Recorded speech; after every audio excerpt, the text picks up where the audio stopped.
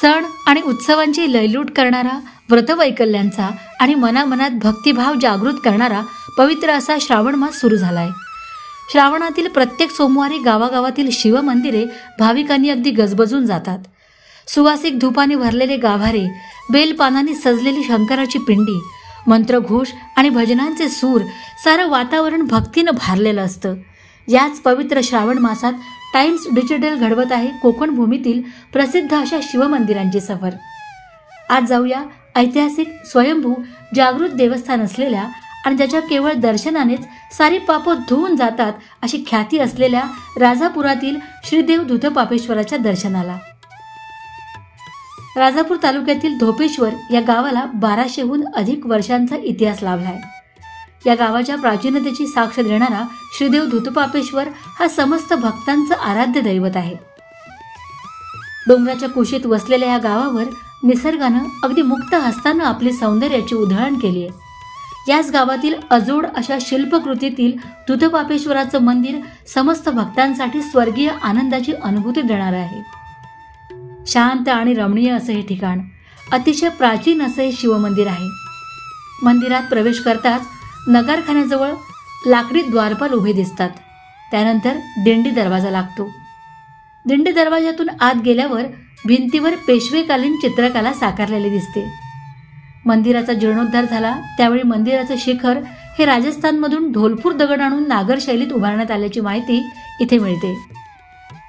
प्रशस्त सभामंडप, अंतराळ आणि गर्भगृह अशी मंदिराची अगदी पारंपरिक रचना। सभामंडप हा लाकडी नक्षीदार खांबावर तोललेला असून पारंपरिक चौफागी कौलारू छप्पर आहे। देवाचा गाभारा मात्र काळ्या दगडात आहे। त्याची रचना आणि कलाकुसर उच्च दर्जाची आहे। मंदिराच्या बाजूलाच रम्य असा धबधबा सुद्धा आहे। नदीच्या काठावर असलेले हे मंदिर नदीच्या दोन्ही बाजूच्या मोठ्या डोंगरांच्या मध्ये आहे। नदी डोंगरावरून खाली येताना मंदिराजवळच एक धबधबा तयार झालाय। संपूर्ण कोकणात धूतपापेश्वरचा हा धबधबा प्रसिद्ध आहे।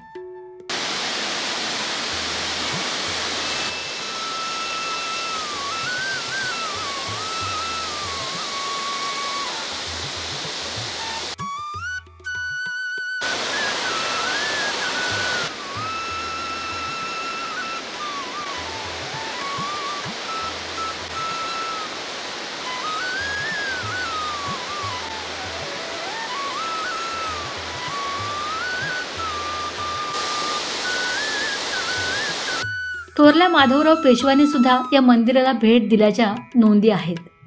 पेशवे काळातील सरदार बिनीवाले यांनी भगवान शंकराच्या पिंडीवर सोन्याचा मुकुट भेट दिला होता, जो आजही पूजेत वापरतात।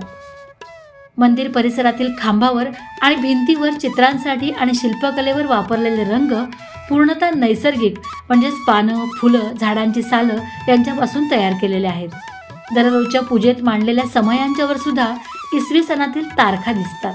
त्यामुळे मंदिर किती प्राचीन असणार आहे याची कल्पनाच येते।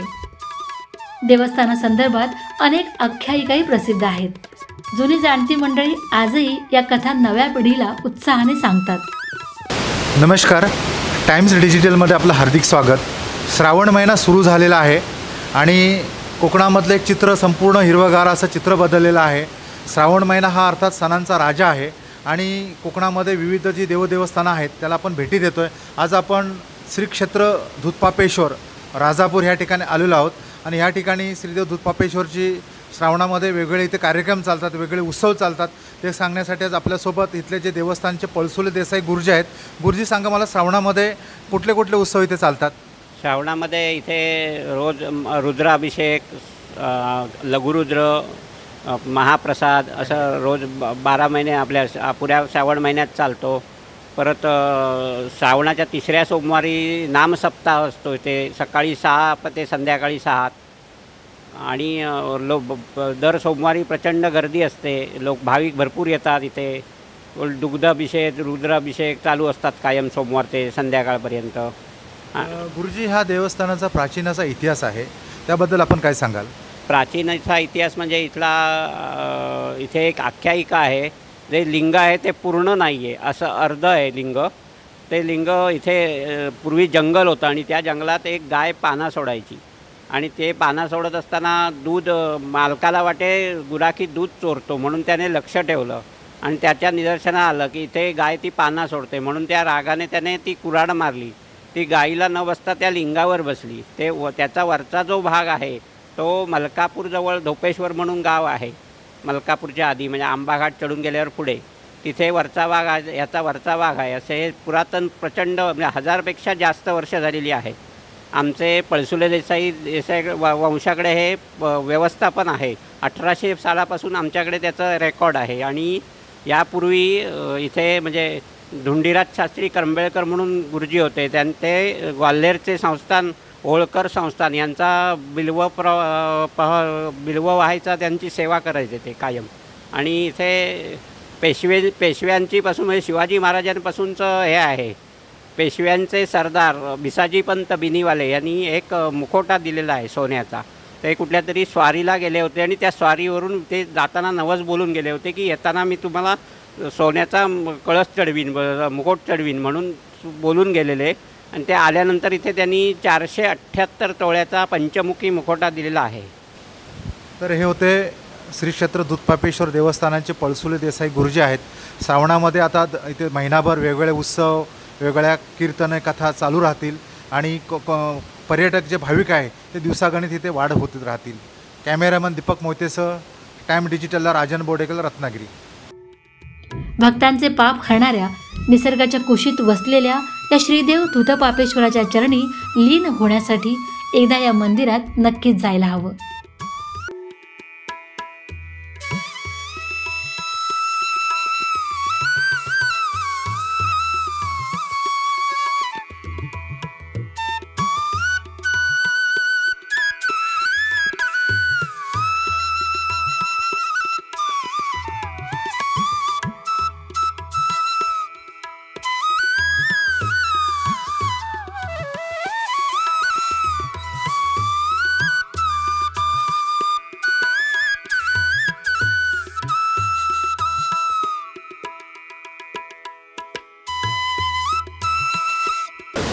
आम्ही मुंबईहून आलो आहोत. आम्ही सगळे मित्र आहोत कॉलेजपासूनचे.